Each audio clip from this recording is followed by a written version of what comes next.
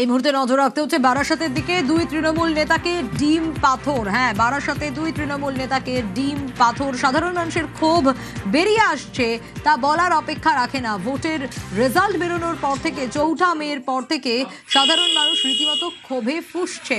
দুই কাউন্সিলরের বাড়ি লক্ষ্য করে ডিম পাথর ছোড়া হয়। শুধু তাই নয়, বারাসাতে দুই তৃণমূল নেতাকেও ছোড়া হয় ডিম আর পাথর।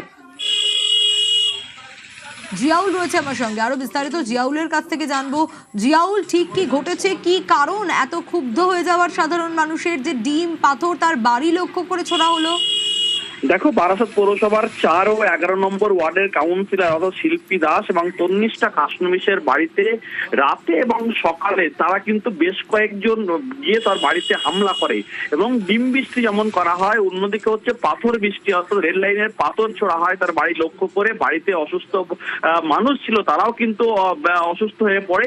ফলে যেভাবে এই কাউন্সিলরদের বাড়ি লক্ষ্য করে পরপর হামলা, কিন্তু এটা এই যে কাউন্সিলরদের স্পষ্ট বক্তব্য, বেশ কিছুদিন আগে পৌরসভার চেয়ারম্যান, তিনি ভাইস চেয়ারম্যান সহ পদত্যাগ করেছেন, তাদেরকেও তারা এখনো পদত্যাগ করেনি।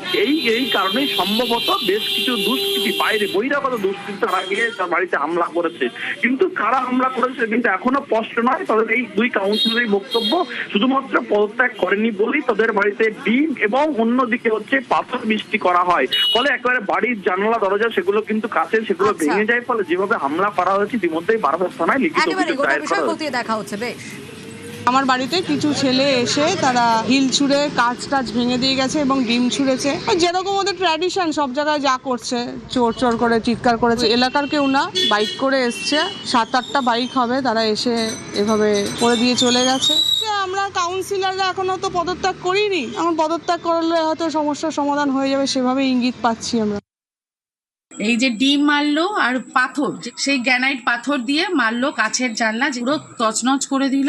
আমার শাশুড়ি দীর্ঘদিন ধরে অসুস্থ, এই এলাকা যারা বসবাস করে তারা সকলেই জানে। বলতে খারাপ লাগছে, আমি বলতে হচ্ছে, হয়তো মৃতদেহ বের করতে হতো। আমার যেভাবে পাথরগুলো ছুঁড়ে মেরেছে, এ কি অসভ্যতা আমি হচ্ছে, আমি এটা বুঝতে পারছি না। কোন কারণে হচ্ছে সেটাও জানি না।